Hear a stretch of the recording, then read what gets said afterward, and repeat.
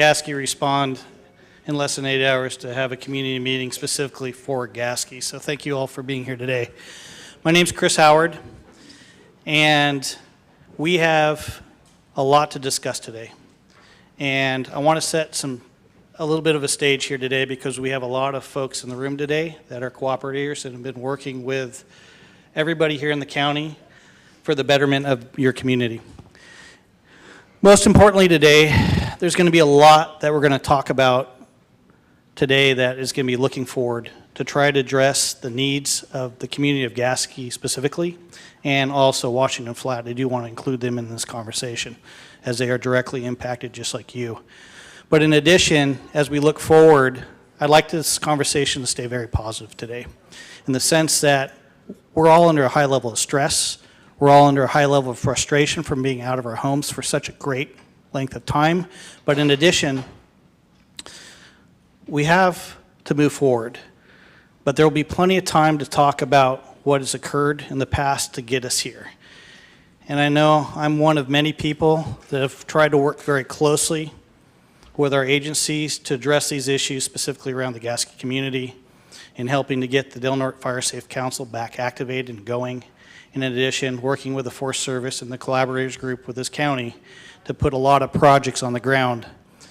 In doing so, we've probably given Gasquet over the last 3 to 4 years the best defense Gasquet could have without this army of volunteers and firefighters at your doorstep as we speak today, protecting the structures in your own backyard, and that includes Washington Flat.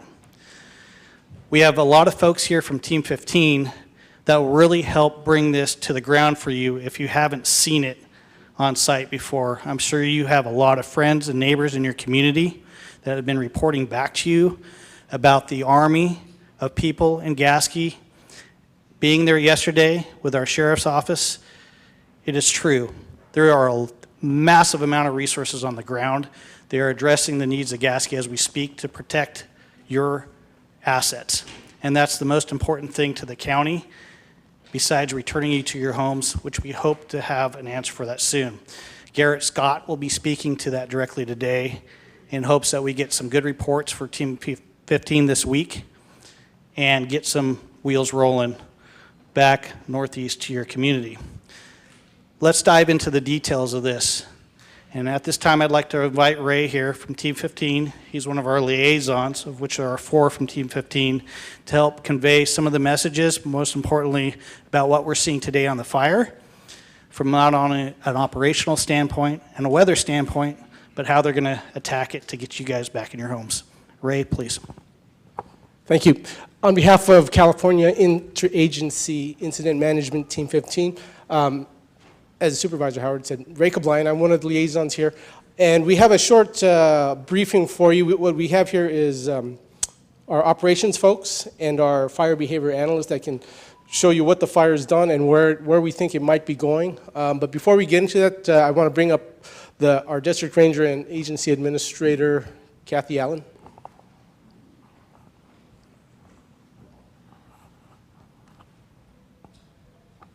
Thank you, Ray. Good afternoon, everyone. I'm Kathy Allen. I'm the district ranger in Gasquet for the Smith River National Recreation Area and also one of the agency administrators for the Smith River Complex. First, I would like to thank Supervisor Howard, the Sheriff's Office, and OES for organizing this meeting on short notice and providing the Forest Service and IMT 15 an opportunity to update you on the status of the fires that are happening in and around our communities.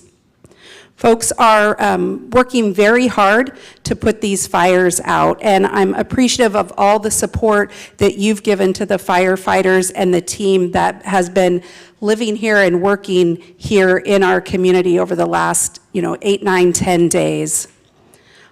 I realize what an enormous impact these fires are having on the community and all of you. I work in Gasquet, and we had to evacuate the compound, and I have displaced employees.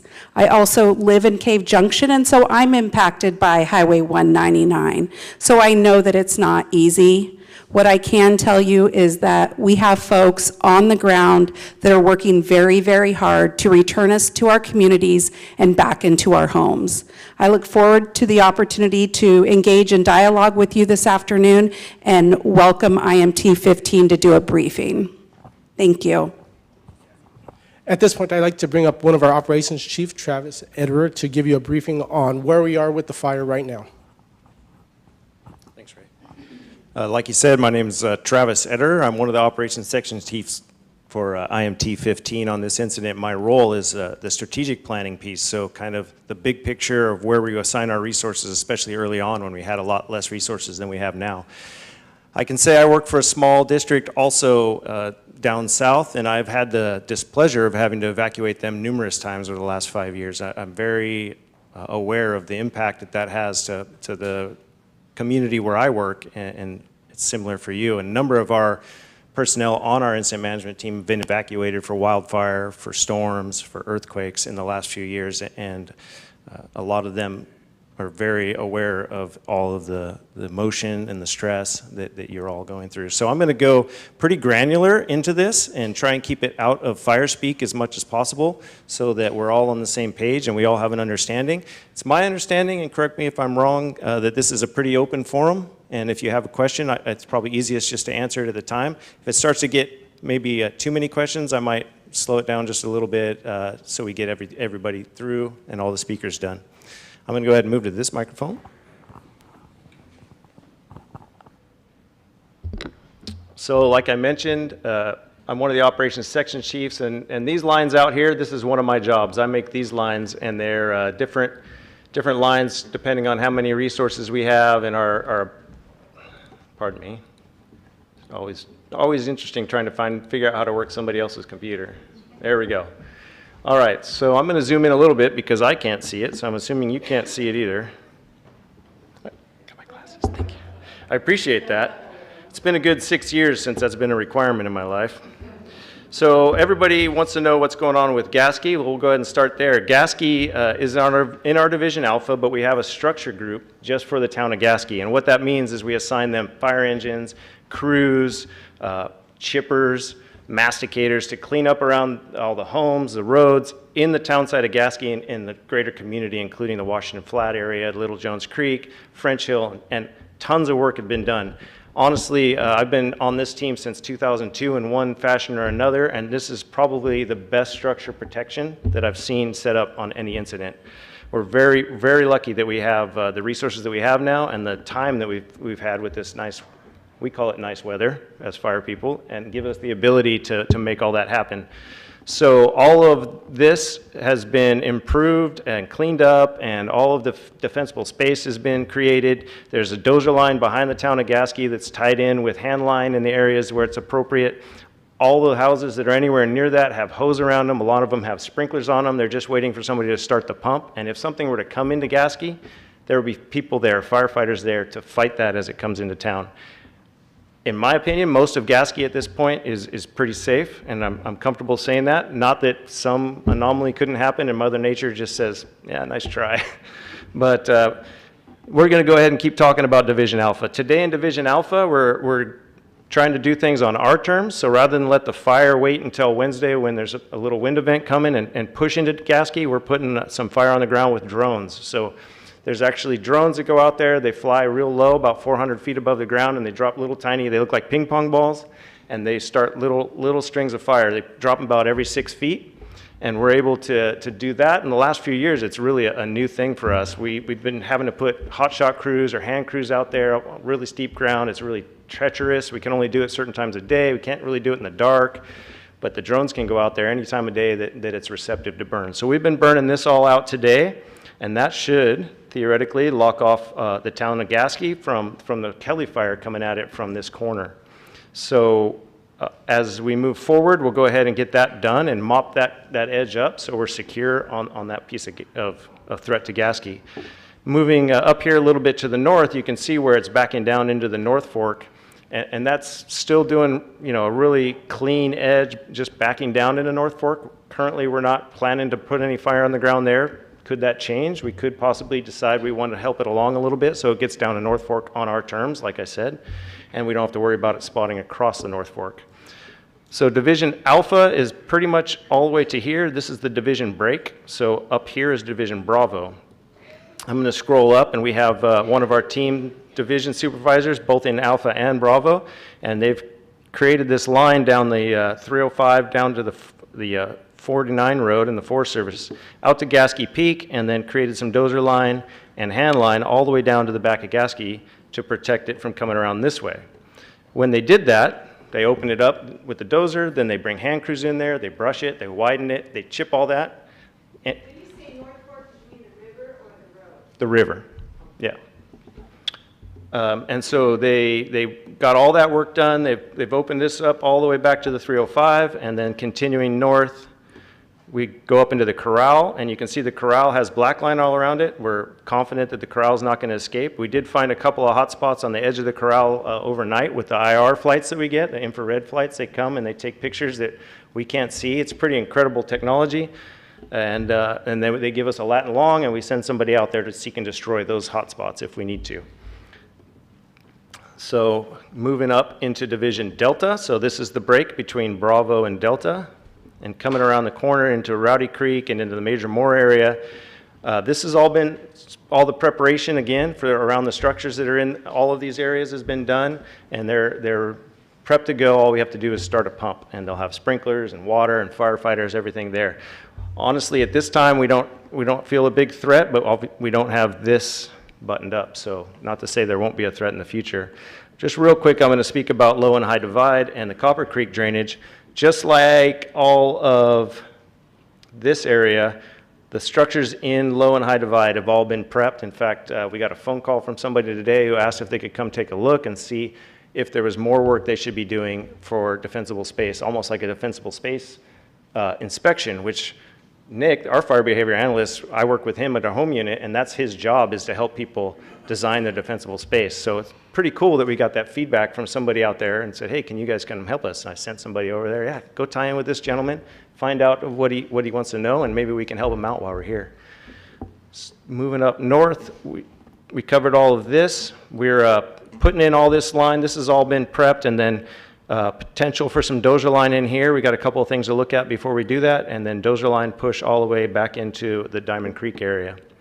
Above this line is the responsibility operationally for the Pacific Northwest Team 13, which is working out of Cave Junction. Again, we have an amazing relationship with Pacific Northwest 13's operations group, and all the sections are working really well together.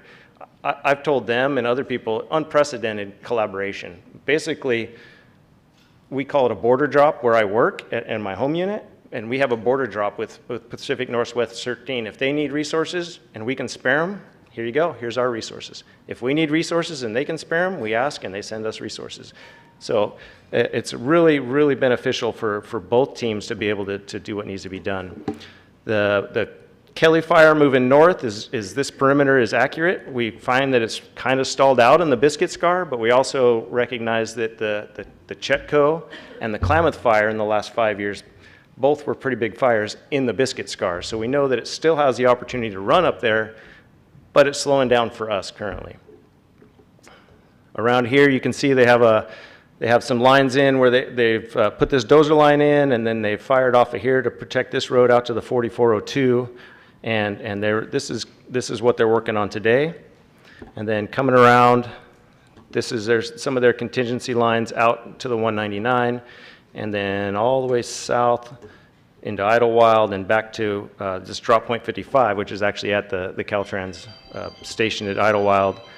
And this is our line we work under here.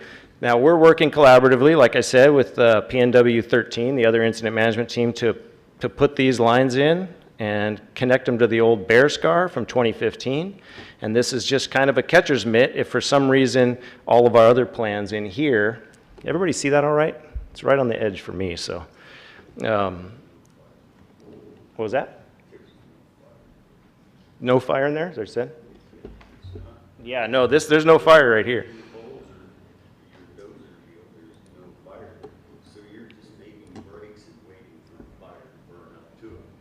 Potentially, yes.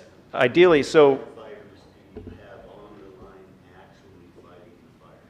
Well, we've got about 2,600 assigned to the incident, and there's maybe 500 of those that are support.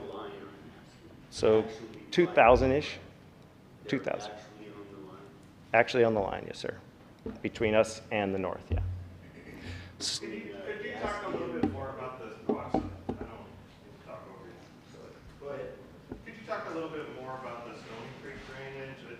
You mentioned that you had started some backfire there, and I just wondered how that's going and when that happened and Yeah. what you expect there. Are you good if I just finish and I'll come back around to Stony Creek as I come around? Cool. Yeah, so we're putting this line in here, and these are different levels. So we have our, our primary, our alternate, our contingency line, and depending on the weather, depending on whether we can go direct on the edge, depending on what resource types we have, is kind of the strategy we choose. So right now, we're looking at trying to put line together all in here. You can see all these other potential lines, and ideally, we put that together and able to hold it to that smaller footprint in the Washington Flat, Little Jones Creek area. Coming through to this Stony Creek and 18 Mile Creek, all of this firing that's occurred down to Pacific Power, this is actually closed up, this is complete. So the Pacific Power roadway that goes under there, just the transmission easement, it's all the way down to the transmission lines, nice, clean, low-intensity burn. And so that's hung up right out there, and the intention, if we finish this today, is to start firing this right below it, to help it slowly back down to the 199 corridor. Does that answer your question, or do you want to go deeper into Stony Creek? I was a little more interested in the drainage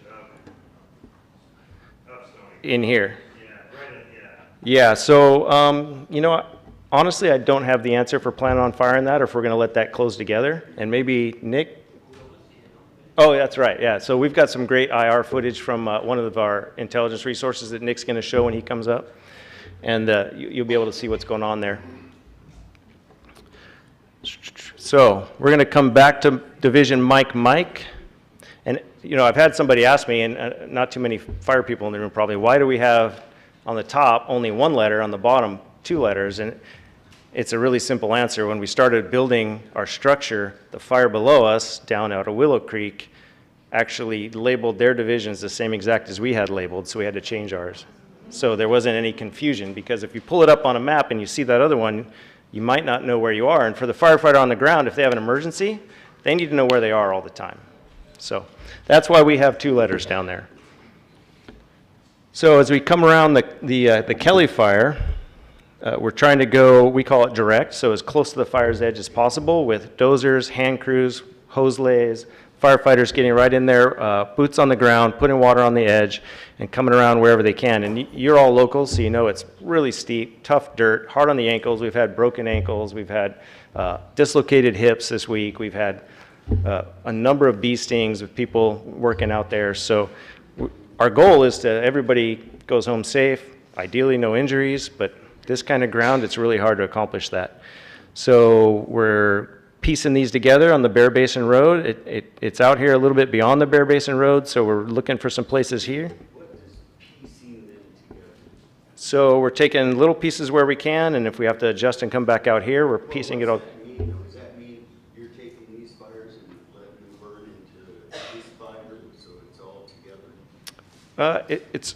It's very specific to the area we're working in. So if I'm speaking specifically to here, when I say piecing it together, so we're trying to piece in part of the Bear Basin Road to some of these other older roads, or the N40, is it the 408 road, in here into the 411, the county road, French Hill Road. But sometimes it's come across, so now we have to find another location to dig in and cut a new piece of line. That's what I refer to as piecing it together. Yeah, so it's making a line and we wait for fire to catch up to. Yeah, sometimes for sure. Some firefighters actually out there getting it. Well, they're still out there getting it, but It's all right, you said it several times, it's okay. fair enough. So moving forward, there's right now retardant planned right here. We're trying to put some retardant down here and then some retardant here to support this operation so they can get it done before the fire gets to them. The Coon fire, actually let's go back to the hurdy-gurdy. So Papa, The hurdy-gurdy, they started securing this right edge, and this edge is pretty much cold, and I don't think that's going to show on the IR. I'm not sure how much he's got, but we've got good video of it. There's really nothing going on but a few hot spots in the northeast corner.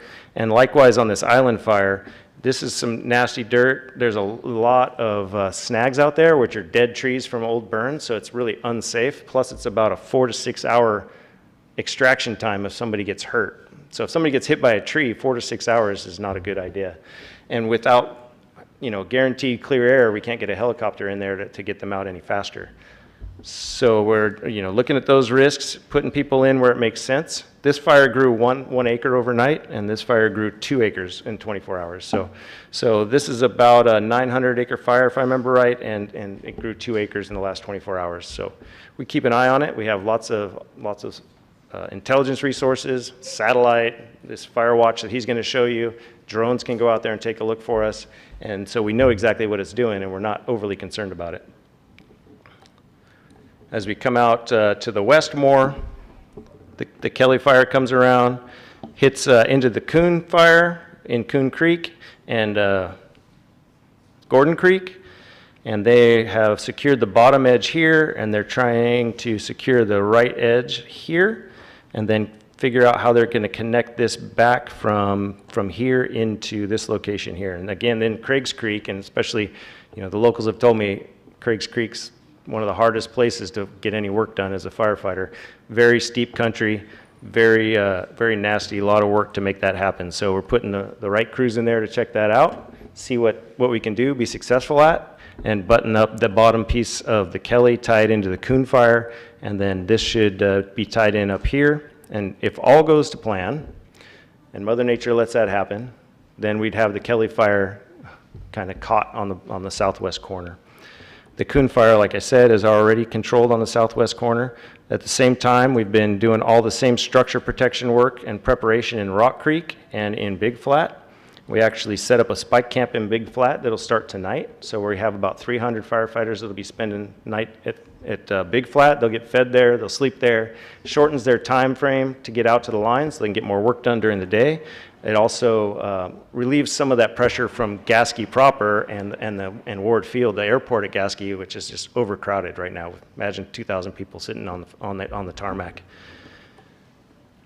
These lines here, we're not doing anything actively with these because they're kind of a long-term plan, but they're all out there and planned to be, and if necessary, we already have a plan in place to use the South Fork Road as a line of demarcation to protect it from coming west farther than that. I don't expect that that'll have to come into play. As we come through Hiuchi, there's plans in place to make a decision that we need to protect Hiuchi, but we're pretty confident that's not going to become an issue. Sir? Do you think the fire will get down? I don't think the fire will get down to Hiuchi. Not that it won't, but I'd be surprised. Then coming around into Victor, I talked about the Coon fire, so a lot of work getting done in there. There's 260 people assigned just in Division Victor. So a lot of good work, a lot of effort, a lot of sweat equity going in. And then into Yankee, a similar number of people working in here, and their job is to tie in the whole French Hill Road area and then tie this in back to the 199. There is French Hill is part of that Gasquet structure group. So they've all been prepped, like I mentioned before. We have the divide structure group over here. We also have a contingency group whose job is to plan for those lines farther out. So they're only in the planning. They don't actually have a single piece of equipment assigned to them. They're just in the planning mode so that, a week from now we decide we need to put those plans into effect. They can make that happen. And that is the end of my report. Questions, sir?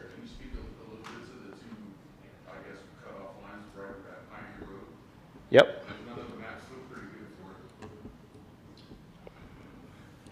So,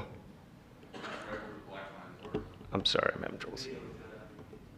Okay, I'm going to let Nick speak to it because the video does show Pioneer really well, and I think it'll give you the best view of what's going on there. They did, and I failed to mention, but last night in Pioneer, they went and fired around about 400 feet off of all the structures and mopped it all up. So the fire back down to that line, and then it's over.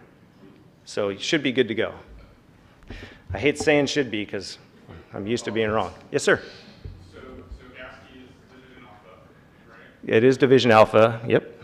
On the north side, and I guess technically it'd be Yankee Yankee on the bottom side, but we have Gasquet Structure Group that's taking care of all of it.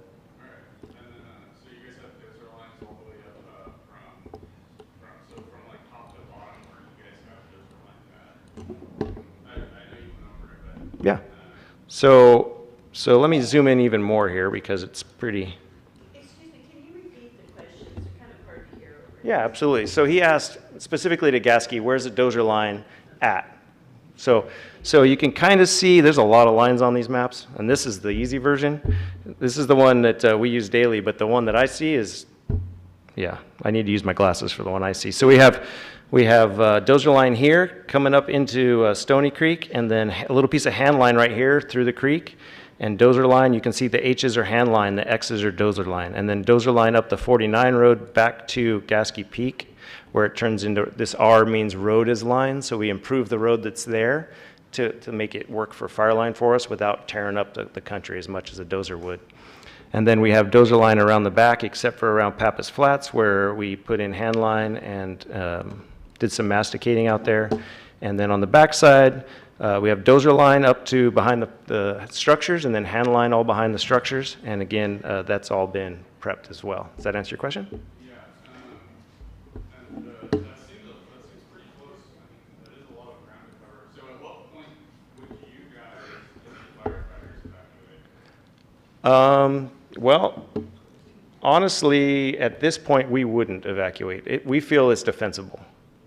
So we have what we call management action points that would point us to things that we need to do, and we don't have a management action point for us to pull out and drive away.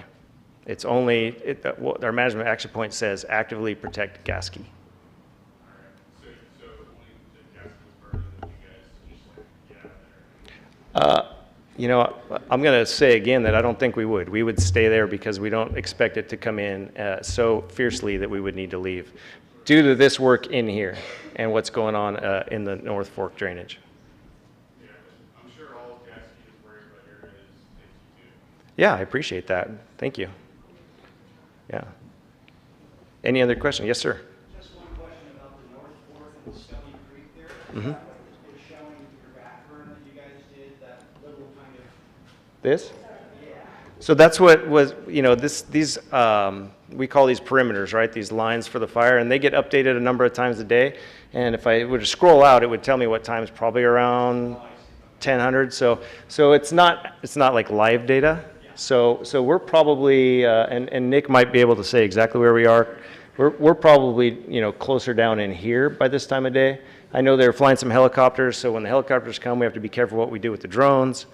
And there's a fine balance of everything going on. And this may even already be done. I could probably check my phone when I get done up here and see what the status is.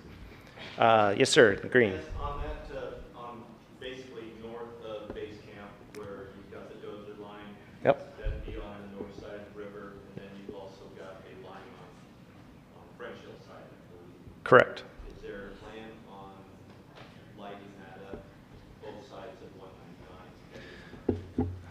You know, so that's more of a tactical question that would really be dependent on the scenario and the conditions right then. I'm not saying that we wouldn't do that as a defensive mechanism to light those, but again, I think we're so well protected and set up that it wouldn't really be necessary. Maybe around one house that there's, you know, the bushes are a little closer than the other house, we might end up finding to do that. But again, with the weather we've had now, we're going to have one day of true weather testing and then it cools off again. I don't anticipate us having to do that. Yes, sir, in the vest. So at what point would the fire need to be at for people to have an understanding that it's getting close to when they can go back to Gasquet? So if you could show us on a map of what you would need to see in order for that to come, for people to have that confidence to go back or be able to go back, what would that look like? What would we be looking for in as far as incentive for us to go back to Gasquet if we needed to or want to? Yeah, absolutely. So a little bit, I'll answer the question directly, but a bigger question, a bigger statement is, as I had the benefit of being the repopulation branch. If you guys may remember, there was a debris flow down in Southern California, and it took out a bunch of houses, unfortunately killed 23 people, and all of the infrastructure was destroyed. And for a month, my job was to figure out how to repopulate that thing. And so luckily here, we don't have all those issues. The infrastructure, for the most part, is intact. And so all we really need to do is figure out when it's safe, as opposed to figuring out power and all that. So when do we think it's going to be safe? If Well, I'm not necessarily asking when.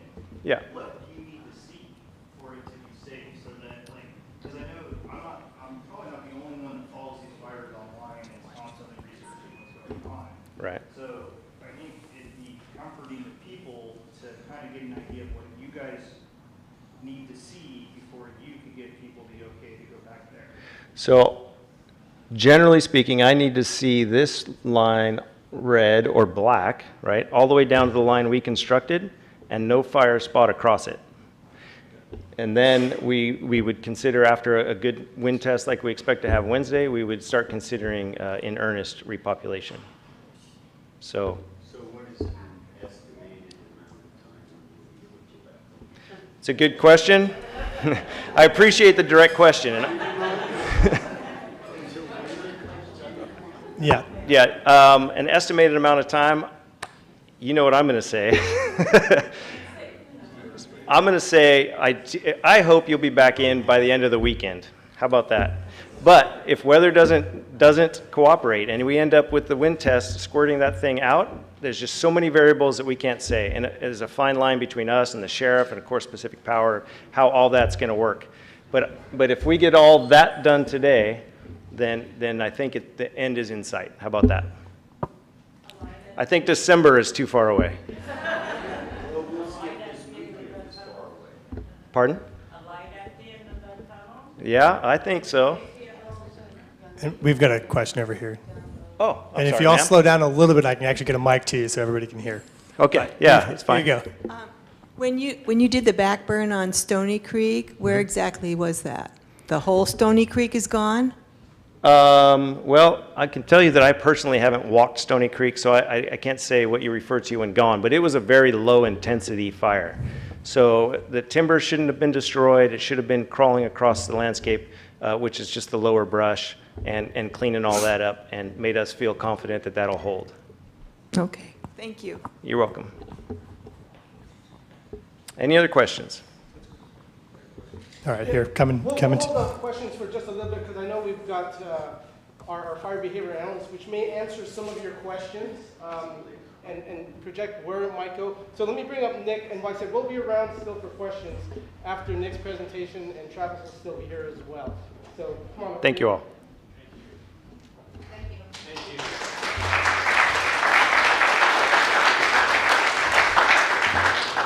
Good afternoon, Nick Elmquist. I'm the fire behavior analyst for Team 15. So my job is to work with the operations section and the planning section. In the short term, the main priority is to make sure that the firefighters aren't surprised. I have an incident meteorologist that I work really closely with at ICP from the National Weather Service, and we're constantly monitoring the weather because that has a direct impact on the fire behavior. Long term, I'm helping Travis and the rest of the operations folks look at potential containment lines along the landscape. I'm sorry that the gentleman left, but I was going to address the question. I was on a hotshot crew for 12 years. When a fire is 60,000 acres, even in Nevada, when you could put dozers around it on flat land, it takes a while. It's impossible to go direct on country like you guys are very familiar with. I'm sure you guys hunt and fish and kayak and do the reasons you guys like to enjoy here.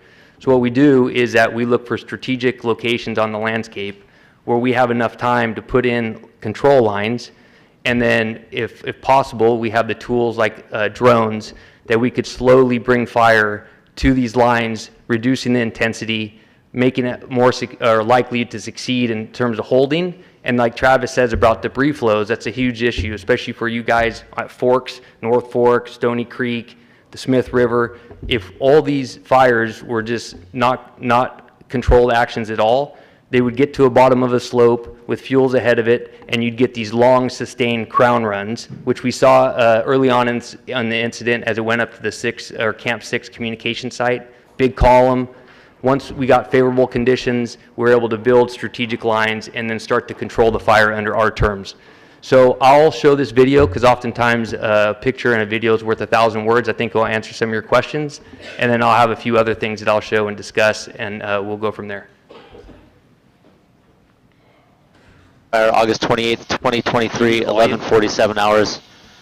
Looking above the community of Gasquet, Stony Creek. And maybe start it over. See the firing from yesterday brought down. Fire Watch 5-1, Smith River Complex. Kelly Fire August 28th, 2023, right there at the bottom. 11:47 hours.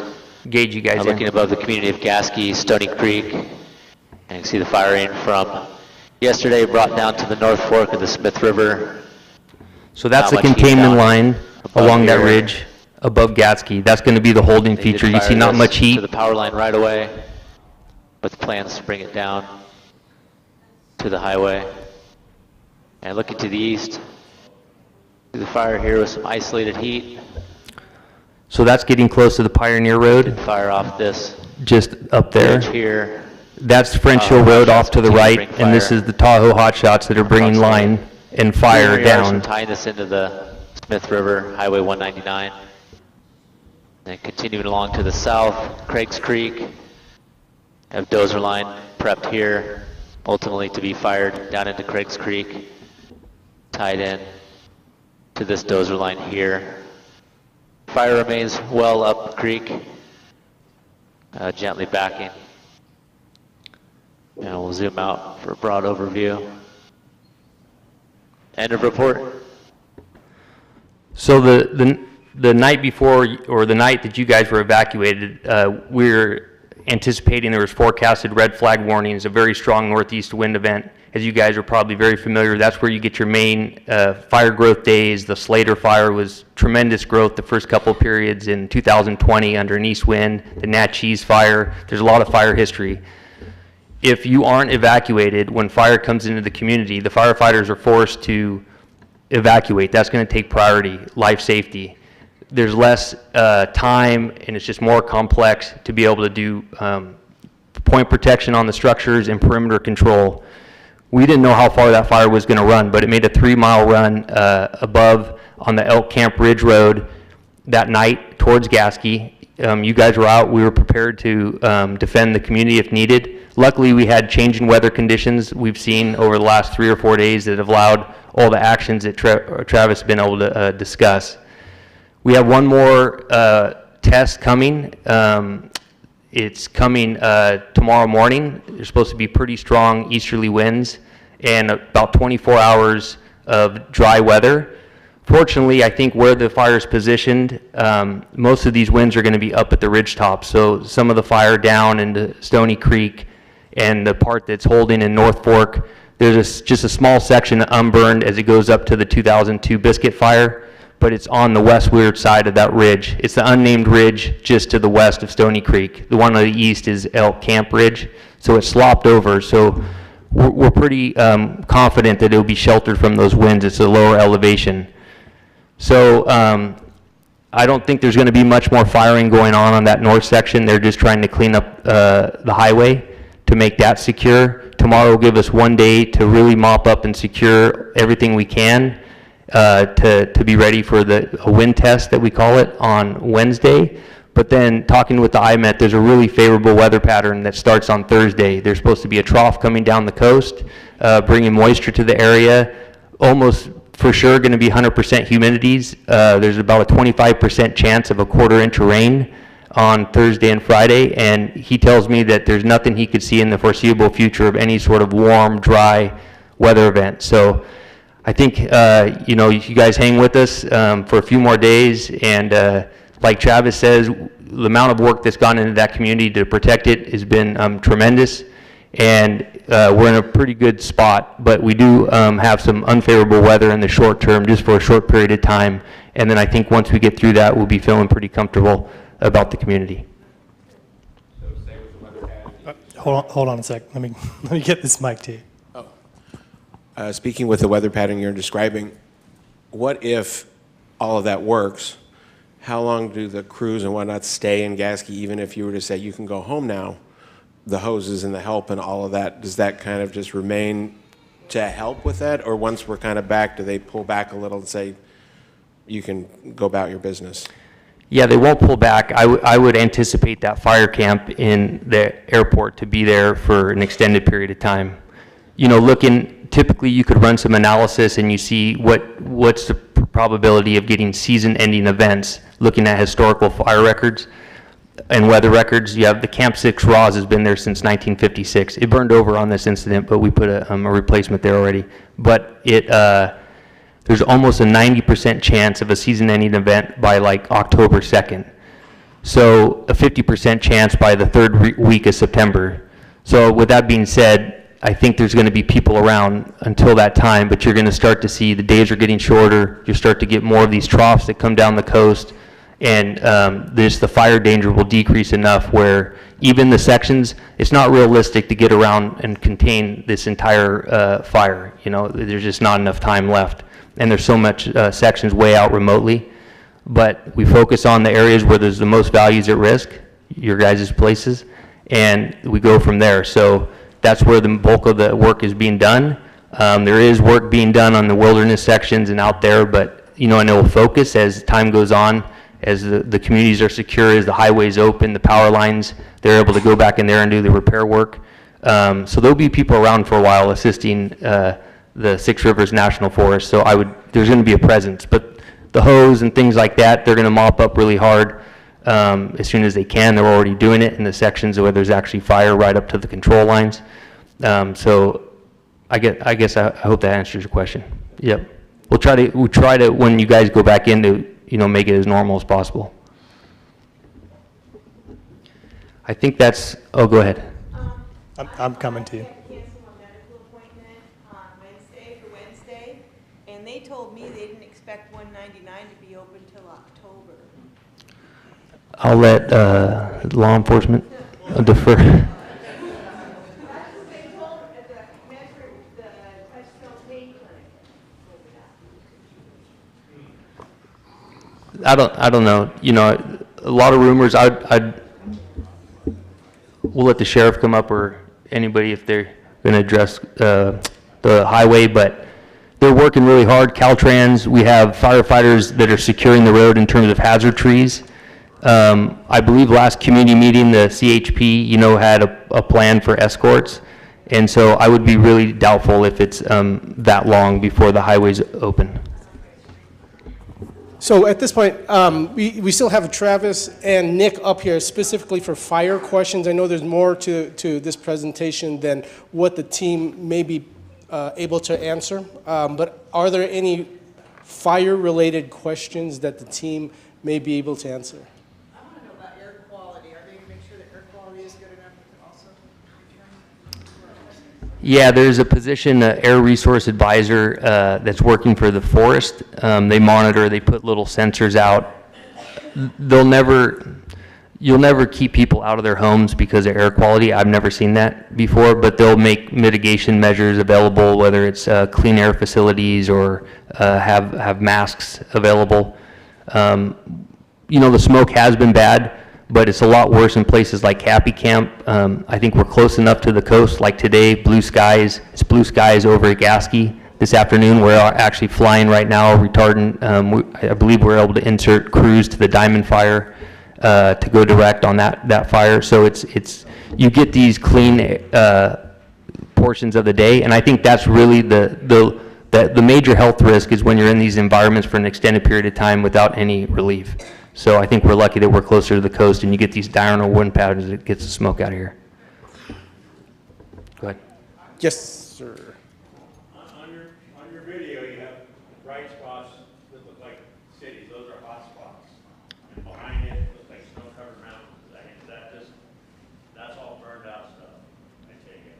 Yep. And it just looks like a camp inferno went through there. No, I would say in a lot of those areas, you know, you'll get mixed severity. It's indiscriminate. Some drainages get hit and some don't. Exactly, and you know, that's when we're having drones, a lot of times if you don't have drones, you're forced to just light from the control lines, and depending on how far the main fire is going to determine how much intensity with head fire. But when you have assets like drones, you're able to go close to the main fire and bring it slower so you reduce the intensity. This is, some of these videos, they'll pan to real time and it's crazy smoky. You can't even see the ground, but the infrared just shoots right through the smoke. So I'm not sure if you could really defer like how intense it is based on the SCAR there. What we've seen has been pretty good fire effects, to be honest, in terms of the amount of dead fuel. A lot of this stuff doesn't have any fire history, so there's a tremendous amount of dead fuel on the ground. So all that stuff is consuming. Obviously, there's going to be some runs. It made a hard run up through Patrick Creek early on, before we even got here. We were trying to get here, I think, when that happened, and it closed the 199. And it made another hard run several miles up towards Camp 6 comm site.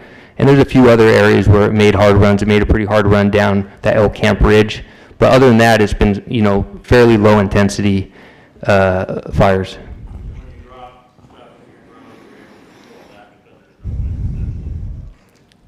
Yeah, and also, depending, we say like taking bites. So your burn pattern will determine the intensity. So if you need to put more down and maybe create a bigger spacing, so you're creating a little bit more head fire before it hits the main fire and there's no more fuel to consume. Or you could do tight spacing, take tight, smaller bites, and you're just slowly controlling it, creating less intensity. Say it again, I'm sorry. East, yeah, they're saying 20, maybe 25 on the ridges, but probably not mixing all the way down to the bottom. And it's pretty short duration in terms of, and originally a couple days ago, they were thinking Wednesday, Thursday, and Friday. Now they're just saying early Wednesday, and by early Thursday, we should be getting this moisture and the favorable weather pattern coming in. You're welcome. I got a question over here. Curious about the status of the high voltage power lines. I don't know if there's anybody from the power company, or are we going to defer that till after the fire questions? Yes. Okay. Any other questions? Excuse me? The question was, were we able to lay any retardant down today? Yeah, Travis will check. I know that they were, they had air attack, and I believe they were bringing tankers up to work that piece out along Craig's Creek. They're trying to hold, I believe that's the 408 road. The Coon Fire made a little run yesterday evening. They got clear air right before it got dark and got a couple tankers to come up and hold that road. And then they're working that today as well because we have good air. And we're anticipating good air again tomorrow. There's a huge air fleet, multiple air tanker bases that are trying to support. They're not assigned to a specific fire because it depends on the air and where there's clear air, but they're positioned. So like we just moved some helicopters out to Brookings because if Crescent City's socked in, they may be able to get to the fire from Brookings. There's one up at Cave Junction. So we have multiple places where we could bring aircraft, and they're ready because they know, they brief with the weather folks. They know which ones are going to have better air, and they're ready to go in the morning. Okay. And for your information, at 6 p.m. back at the fairgrounds, there is a larger community meeting, and you're all welcome to attend that way. For I think there's different speakers that might be coming there. I think Nick will probably still go through his fire behavior analysis, but at this time, I'll turn it back over to Supervisor Howard. Grant, I'd just like Bob or John to close it out for your team. You guys always on these briefings have a closeout and thought from your incident command team, so I'm hoping either Bob or John could do that at this time. And then we'll get to some of the county business.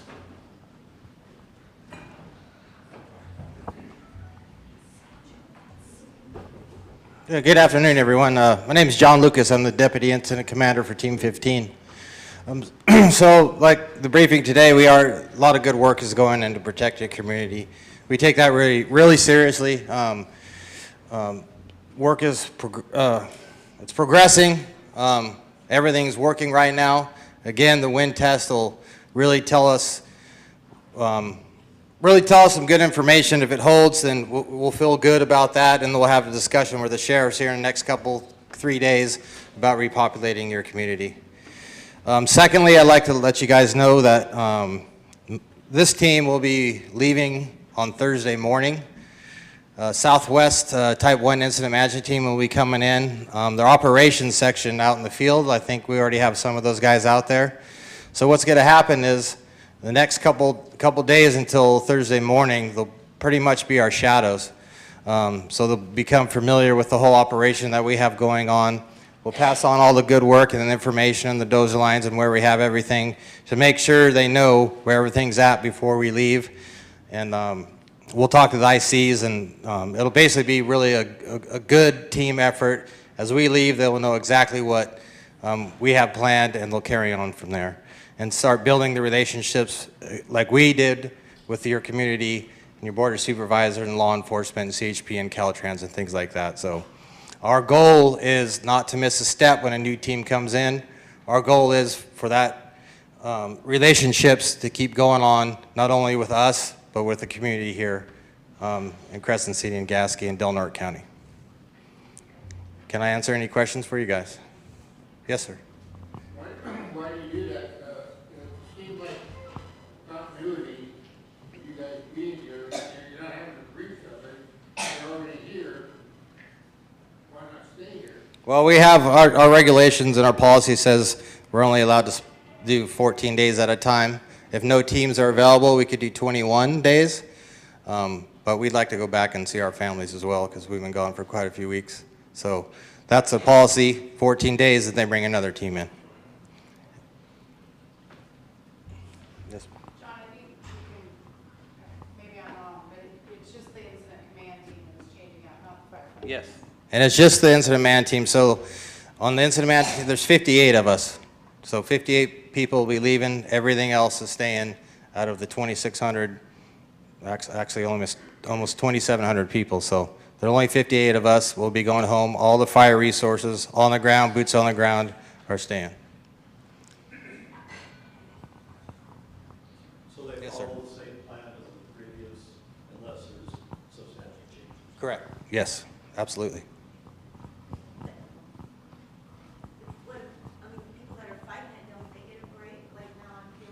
Well, no, don't.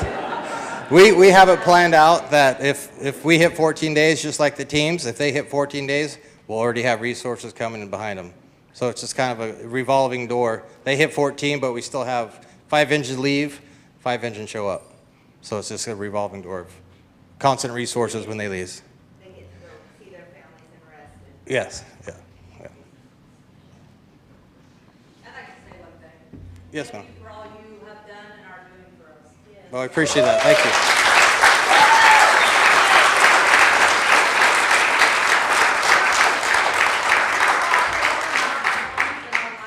In Gasquet, but you know what? We have us. And you know what? As we all know, we've lived here for how many years? The weather in Gasquet changes in Del Norte County just like that. So thank you for being, conservative on that and keeping us safe. Thank you. We appreciate that. Thank you.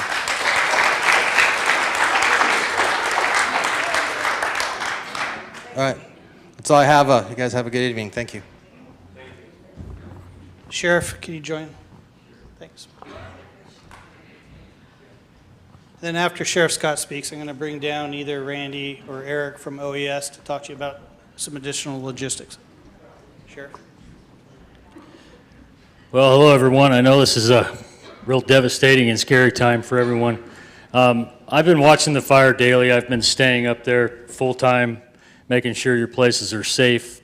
But I wanted to say that I've been watching these fire crews. They're working 24 hours a day. They're coming into the camps completely worn out. So just be assured that they are working, and they are working hard. But other than that, I've called in deputies from all over the place. I know you've heard this, but Yuba's here, Santa Rosa Police Department, Fairfield, and they're even doing foot patrols in Gasquet, walking around the neighborhoods. And we made an arrest a few days ago of a couple of thieves up there, and they're sitting in county jail. So. But there was a question about 199, and that's really tough to answer because we just drove up there a little bit ago, and there's still huge boulders rolling off those hilltops right into the road. There's trees coming down. So to give you an answer of when that's going to be open, it's unfair to give you a day. It really is. I don't know when that's going to be. As far as repopulating Gasquet, I'm pushing hard to do that. I've got a lot of faith in the fire crews and what's going on, and I think we're nearing that. But what I need to ask of Gasquet is that if I do repopulate Gasquet, I would put you on a 2-hour notice to evacuate again, of course, for protections. But if we can limit the traffic on the roads for the fire trucks, because I feel like if we move people back into Gasquet, those fire trucks and those firefighters have to be able to move around, and it's a small area. So I'll be focusing on that, and I'll keep you guys posted on what we can do there. So I see some hands up. Go ahead.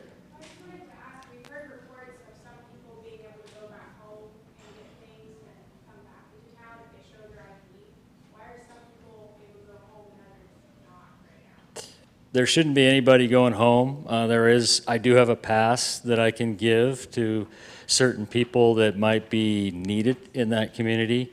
I'm aware of one person that had to get some medical supplies, so I'm not sure. There's no one here from the Highway Patrol that is at the gate to check those. So there are some people back and forth for specific reasons, but those people are only given 30 minutes and they're escorted in. So no one's being allowed back in to stay.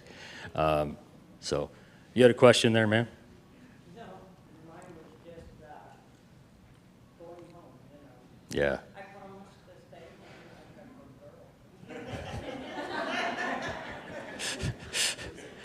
home.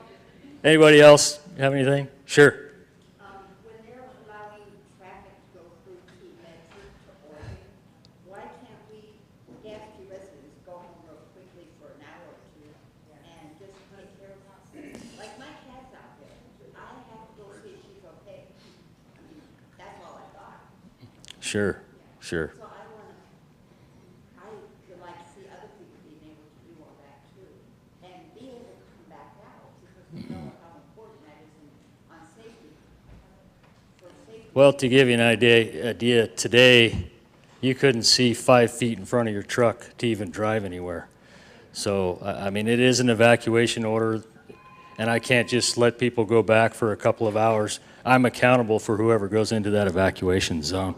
So, People being able to caravan over to Medford, but we can't go to our home. oh, I misunderstood you. So it's an evacuation right now. So if there's an evacuation going on, until I lift that, they have to have my approval to do those caravans. And there's no way to do those caravans right now. There's trees falling in the road, there's everything else, fire along there. And Oregon has their own fire going from ours. And so that's a whole different situation. Oregon's not ready for that either. Things could change tomorrow, the next day, and we could say, all right, we feel good about this. But to give you an answer is unfair, because we're dealing with fire and we're dealing with Mother Nature, and we've just got to hang in there a little bit longer. And I think these answers are coming with the progress on the fire and things happening. I think we're going to get some pretty good answers over the next couple of days, but we've got to hang in there the best we can. And I understand it's a tough situation.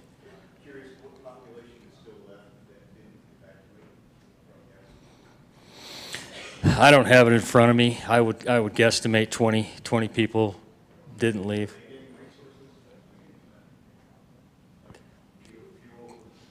They don't have that ability. I mean, there's nothing up there, you know, and that's their choice if they want to stay. But the fear that I have is if a person refuses to leave and then that fire moves in, God forbid, I can't go in and rescue them. I've got to get all my people out and everything else. So to put that evacuation order out and tell everyone to leave, I was dead serious, because I cannot put my people in risk when that 911 call comes in and someone says, well, I stayed and I shouldn't have, I need rescued.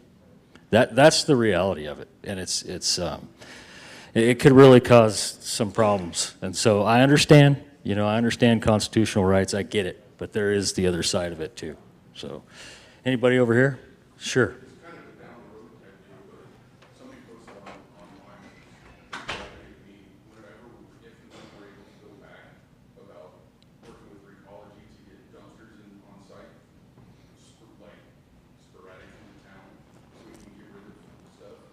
Oh, yeah, I'd imagine there's, yeah.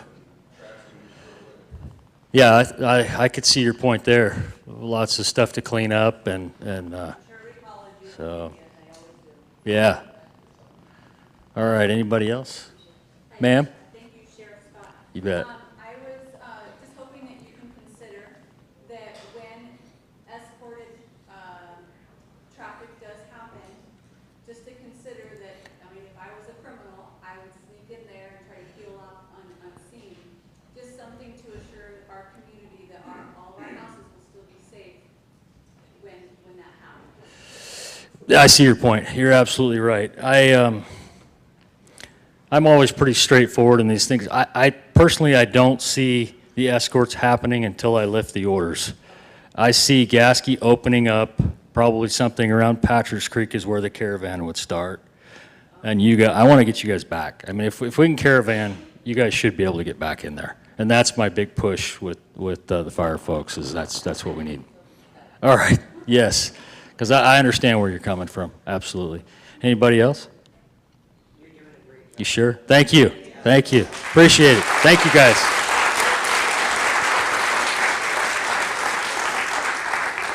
Okay, we're going to invite down at this time Randy Hooper and Eric Ware from the Office of Emergency Services.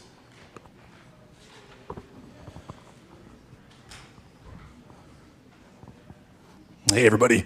As Supervisor Howard said, for those of you who don't know me, my name is Randy Hooper. I'm the Assistant County Administrative Officer. And in addition to being your Assistant County Administrative Officer, I'm also your neighbor. I do live in Gasquet. So my mom taught at Mountain School. My wife worked at Mountain School. My dad is volunteering in the shelter for people who have been evacuated, pulling all-night shifts. So if you think that your local government isn't representing you, I hope that maybe dispels some of that thinking. I think this has been a really positive meeting. You've heard resources that have been brought in from all parts of the state to deal with this issue. They're taking it extremely seriously. And our obligation to you as local government is to try and meet the needs of what we're all dealing with as a result of what's been going on. Air quality has been touched on. So one of the things that we're doing in terms of Office of Emergency Services is coordinating staffing and propping up air quality shelters.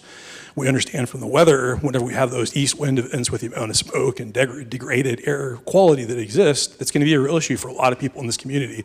So we're working really hard to establish air quality shelters all throughout the county, Smith River to Klamath, Crescent City, Smith River. We're monitoring those air quality conditions, and we have pieces ready to go. In fact, we've already operated some of these air quality shelters in Hyuchi, in Crescent City. We're working with the tribes, we're working with the city as part of Unified Command in response to this incident.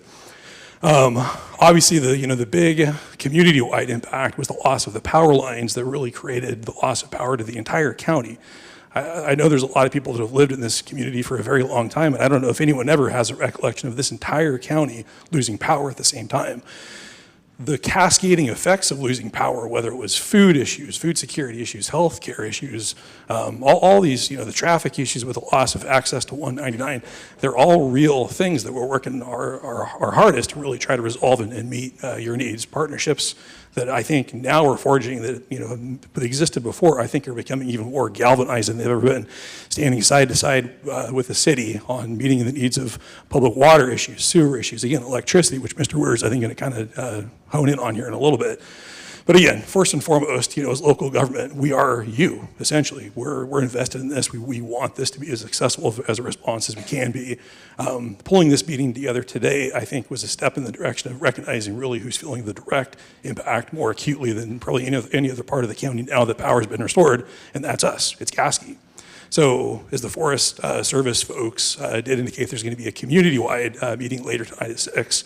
That'll be a great opportunity for further engagement, further dialogue with the fire services agencies. Hopefully, the conversation today with respect to the fire gives you guys a little better context about resources that are being employed, tactics that are being used to really, again, protect our homes, our livelihoods. But again, this was a conversation really focused on you and us as Gasquet. And hopefully we can continue to have conversations that, lead us to a better place. We don't know exactly what the outcome of all this uncertainty is going to be, but I think that there's a light, at least potentially at the end of the tunnel, for we're getting there. A lot of it's going to be dependent upon these weather conditions. It sounds like the test from the wind event that's going to be happening, midweek, hopefully is going to be a point where we can kind of have a better knowledge of where things are really going to be headed from there. But again, just as your local Office of Emergency Services, we're here for you. We hear you. Again, hopefully this opportunity to engage with the community, with the folks that are responding to this incident, gives you a little better understanding of maybe not comfort with where things are headed, but at least better understanding. So we're available in the Office of Emergency Services. I think we've tried to be pretty accessible through Facebook and different social media platforms. We have a phone number that people can call in on and get additional information as needed. But again, we're working really hard on this. I think the power thing, which again Eric is going to touch on, has really provided hope that there can be that light at the end of the tunnel. I'll go ahead and hand it off to Mr. Weir to kind of hopefully give us a little more good news on that front. All right, thank you, Randy. I certainly appreciate everyone coming out, and certainly hearts go out to all of you guys. And then, just a sincere appreciation to the fire team that's there, working every day. In regard to power, though, certainly an interesting situation. I don't think anybody ever thought that we would be quite in this situation where the whole entire county would go down. And so it's given me the opportunity to work with Pacific Power directly and try to figure, this whole situation out and how we're going to restore the power to the community. Basically how it works is instead of one big power grid, you have 6, or I guess a total of 8 individual substations. And so now we can really think about it when we bring generators in. You almost have 8 individual power plants that it's going to take to power our entire county. 6 of those are up, and that includes Crescent City, Smith River, the Fort Dick area, Hyuchi, all the way down to Klamath. Now I will touch on Klamath here because this might be our new reality to a certain extent as we live in this new era where we don't have our grid and we have these individual power plants. They are planning one for Gasquet, so Gasquet has its own power plant, and then also Patches Creek. They have the size of generator that it's going to take for Gasquet is a 1 million kilowatt generator. They have that planned. It is here. It is ready to go. All they need is just some more favorable conditions, which looks plausible here in the near future, and then they can start to stage that so they know that critical infrastructure is not at risk. As soon as they're given the go, they'll start to install that, and it should be ready right around the same time, hopefully, that the evacuation order is lifted. And so that'll be the plan, is to get in good communication with Gasquet residents as they're going back, and then power will be restored. So that is planned. The equipment is here. All that being said, and that's the same for Patches Creek. So Patches Creek is the other substation and will power that area. All that being said, it's a new world when you're trying to power a portion of the grid with generators. And so our first instance of a little bit of problems occurred actually just about 2 hours ago. I think at 2 o'clock, so 3 hours ago now. And I just got off the phone with Pacific Power in regard to that situation. And it's in Klamath, and so they had a problem with the transformer. So right now, power is down again in Klamath. We're hoping to have an answer here by the 6 o'clock meeting on what that looks like. So what's that mean for the rest of us? Just good advice on this. They do feel confident about the system. At the same token, don't go out and buy a month's worth of food and restock your freezers, right? I mean, let's take it kind of, one step at a time. Let's make sure we're thinking about this, that it could go down for a short duration. Now, again, that being said, they have an additional, I want to say they said 45 people here just to maintain these generator systems. They have additional generators that are on. So when I say 1 million kilowatt generator, they have redundancy within that, because as time goes on, these all have to be maintained. So each of them are going to be taken out of service. They'll have an extra one there that'll be put in service. We shouldn't see any effects of that. However, if there are transformers, different things like that go wrong, that's just going to be part of what we're dealing with as we move forward. Questions?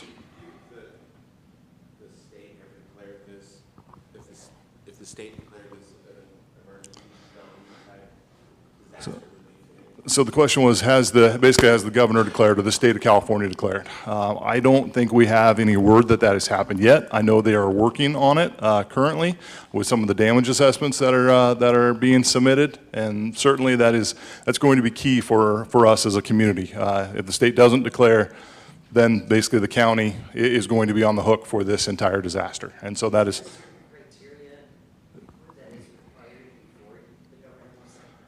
I believe there's the dollar threshold. Randy, do you know more about that? It really depends on the actual, the specific incident. So in this particular case, because it's a fire and because the losses are kind of complicated with the fire itself and then the loss of power and kind of all the cascading effects of that loss of power, it's a little bit fuzzy, I think, even in their minds. The really good thing, again, speaking of partnerships that have existed and I think become more galvanized in the community, is you've had the Board of Supervisors, the City Council, the school district, the tribes, all pass local resolutions and declarations of local disaster. And I know the political effort on behalf of the elected officials, the Board of Supervisors, and the City Council in particular, to engage with Senator McGuire, Assemblymember Wood, on really pushing this issue at the state is definitely happening. They hear us. One of the things based on the initial damage estimate that Eric mentioned a second ago is really just validating the numbers that we've arrived at with respect to the damages that we're seeing. And so that work is ongoing. The initial damage estimate is kind of a living document, so as we learn more about the extent of the damages, we'll be able to have that conversation with the state. Right now, Richard Mello, the road superintendent, is actually with the IMT cruising the damaged forest areas, looking at the road system, all of our county roads, all of our county drainage infrastructure, bridges, things like that can clearly convey to the governor the extent of the damage that we're looking at. But the other piece of it that I think is going to be a little bit tough to nail down are going to be those cascading effects of people losing power for the extended period of time that we did. Thank you. Yes, ma'am.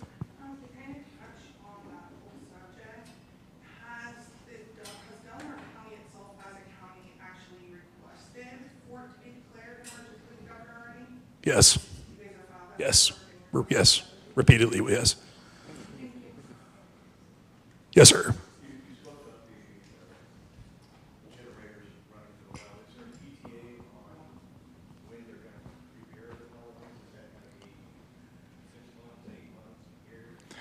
So a lot of it's going to depend on the extent of damage, and that is something that is continually part of the conversation. Again, this fire team has done a good job. Pacific Power is still trying to do the full recon on what exactly the damage has been to their lines. The reports that I have heard is there is some damage, but they are staging those materials right now to try to replace it. There's some poles, different things like that. From our conversations, it doesn't look like the damage is, so extensive that it would be, a year out, right? So they're still evaluating those things and staging it, so it can happen fairly quickly once the threat is passed. Yes. One more question I just wanted to add. When and if it's, since it's been requested by the governor, if it is declared a disaster, is it going to be declared an individual assistance disaster or just a public assistance, or have you requested for both? Is there a need for individual in the county that we know of yet? Robin, I hate to put Robin from Cal OES on the spot. Is that something that we're prepared to answer? Because we have a representative actually from the state California Office of Emergency Services here with us. So Robin, you can say thumbs down, thumbs up, down on whether we can even answer that at this point.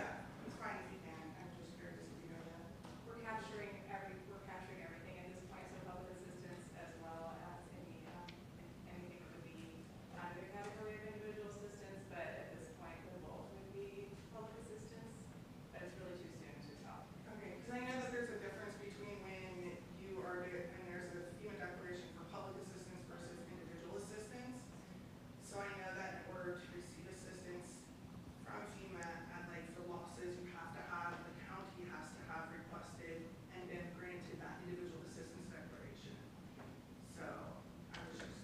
Yeah, my understanding is that the resolution that was passed by the Board of Supervisors kind of encompasses all of the effects of the disaster, if you will. And so now it's kind of just working its way through the channels of bureaucracy at the state level before the FEMA conversation can even happen. Let me just add on to it just a little bit, and I know this is a topic that's near and dear to Supervisor Howard's heart as well, is it's not lost on us that the businesses have also really suffered because of this. Power being out for an entire week, the loss of 199, right, and that's not coming back. anytime soon. It doesn't necessarily sound like it. And so trying to capture those economic difficulties and losses that our businesses have experienced is really going to be important. And so I'm working with Randy and Neil Lopez, County CEO, to try to stand up some sort of a center, and we'll get that information out. And I think the Chamber's even doing a survey right now that we would really like all businesses to talk to the Chamber. And then as we get some more of those resources in place, it's going to be very important for those businesses to connect with those resources, and then we can try to get them in touch with whatever grants happen to be out there or recovery of those lost revenues, because they're tremendous, and I know that's not lost on any of us. Supervisor, you want to speak to that a little bit? Yeah, I do. I'm very conscious of time here. I know you guys have been here for an hour and 15 minutes now. I know there's another meeting tonight if you wish to go. It won't be as in-depth a briefing as you had here today. This is really to drill down specifically for Gasquet, but the questions have been extremely good tonight. Specific to that, Robin's boss, I had a conversation with just 3 hours ago, Nancy Ward. Nancy's the director of the California Office of Emergency Services. We spent a great deal of time together addressing many of those pieces, especially as it relates to business.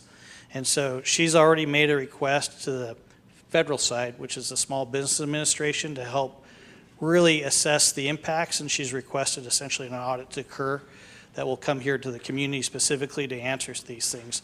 She had already triggered one for the salmon piece of this thing and the closure. I asked her today to also do it for the ground fishery closure, which just went into effect August 21st. But this fire one is very specific, and we need the information and data now. So as Eric said, any assistance that you guys as businesses could add to this would be good. Right now, we have an initial estimate just from the closure of 199 of close to $1 million impact on us a day from that closure. I also want to address some of the dumpster issues. I know Tom Stewart addressed that with me a week ago about especially getting rid of spoiled food. Del Norte Transfer Station is going to donate dumpsters that come from our local trash disposal agency here. We'll have 3 dumpsters. Tom worked on that a great deal. We'll have 3 dumpsters in Gasquet for the disposal of food when you guys are allowed to return, which I hope is going to be very soon. The report we just received today from Team 15 I thought was very positive in the sense that this weather front, after we see this wind with this potentially wetting rain, 2 days worth, I mean, that should really help us get a handle on this thing and get you guys home. The sheriff wants to get you home. I was on an hour call with Caltrans today, ODOT on the Oregon side, their sheriff and other folks. We want to get you across 199 also. The medical piece is a big deal for a lot of folks. The economic piece is a big deal for a lot of folks. But right now they're trying to backburn a section of road just beyond that bug station all the way down to 199 so they don't have an event that drives us and blocks us for another week or two. Plus they're evacuated in O'Brien as we speak, and their sheriff is very uneasy about having a carpool, just the same concerns that you do about people peeling off and going in their homes. I do want to mention, and it was very heartening last night to be up in your neighborhoods, up on Pioneer Road, and seeing miles and miles of hose out, seeing, I think I saw at least 65 engines, probably more, sitting around Pioneer Road as the fire was being brought down to control areas to protect structures. These guys are doing incredible work right now, and the amount of time and effort it takes, the lack of sleep they're getting, the meals. I brought 4 of them home from the California Office of Governor's Emergency Services. They're operating a fire truck. I brought them to one of my houses and said, you guys need some good sleep. They weren't getting good sleep. Have it. Please have it. Sleep. Because you need to be fresh for the lines. There's great things going on in this community, and there's many stories to be told after this is all over about the resilience, especially of Gasquet, in the face of what I see as catastrophic fire. So my number is out there. I know Donna Zorn had put it out there for folks today. Everybody was asking, where's Chris? Well, Chris is working the political angles of this to get disasters declared. I've been talking to everybody at a state level on a daily basis, Assemblyman Wood, Assemblyman McGuire, Congressman Huffman, to get this piece moved along. Congressman Huffman and Assemblyman Wood met with Cal OES today, met with the secretary at the governor's office to drive this issue forward, because we as a community cannot tolerate the delays that we've seen with this disaster declaration. We need resources now because we're spending close to $100,000 a day to keep this piece afloat. It's a real deal. It's going to drain our general fund budget rather rapidly just to have the sheriff out there on a daily basis to support just the folks that he has up here, the 70-plus personnel from other areas that have come to support us in making sure your assets are protected at home. So we're doing some good things here, but again, the most important thing is having you guys safe. Second most important thing for us at the county is keeping your assets safe. That's your homes. And I think we're going to do a damn good job of it because of the people at Team 15. I know they're going to turn this over this week on Thursday to a team that is, I think Ray has told me, they're even a higher level than they are as far as responding to incidents like these. They're the top in the country. We're literally the #1 priority in the country. I think you've probably heard that mentioned many times. But being the #1 priority in the country allows us to get every resource you guys have asked for, and I think they've received it. So again, I really appreciate your time and your patience as we move through these difficult pieces together. But if you need anything, I'm literally just a phone call away, and I'm willing to take whatever concern you have straight to the person that could help address that issue if I can't do it personally. So I know, and I apologize, I was at the initial Gasquet meetings before the evacuation, but I'd like to keep these going at least as long as you guys are not in your homes. And we'll be sure to call one as soon as possible in the next 3 to 4 days, same format, just to keep you abreast on exactly what's going on. I'm going to take 1 or 2 more questions, and then I got to get to a fisheries meeting over at England Marine because their whole season's been shot for recreational and commercial. One right here, please.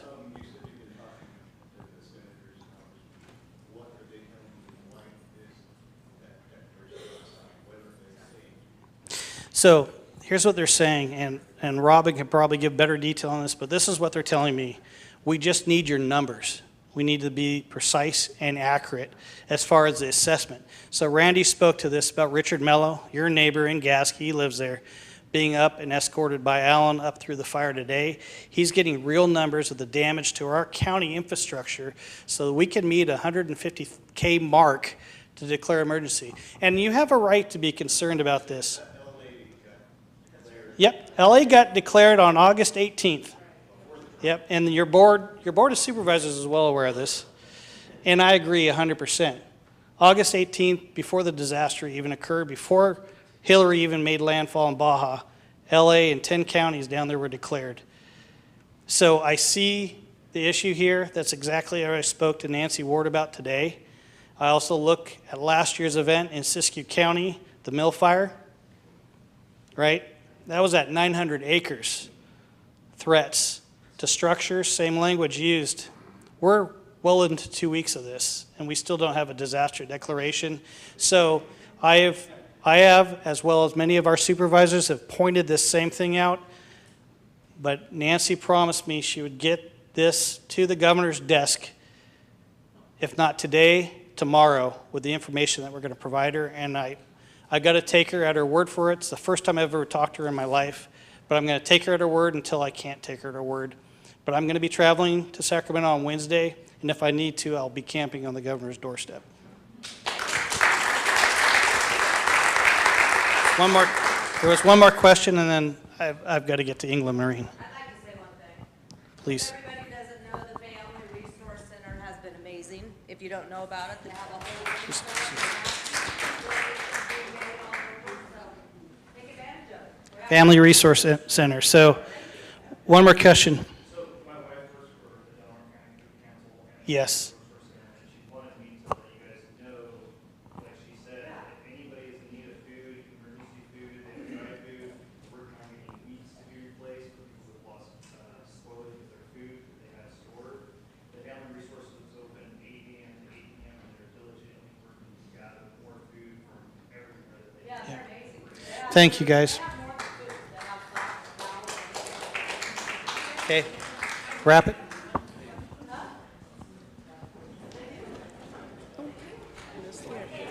What, Kelly? Hey, I just wanted to let you all know before you run out the door that I have a one sheet here with a list of all the resources that we've put together for you, phone numbers, websites, Facebook pages, as well as the Humboldt Area Foundation, Wild Rivers Community Foundation, and the school district are giving away 1,300 meals a day right now for you. And so all of this information is here if you'll grab one before you leave. Thanks, everybody.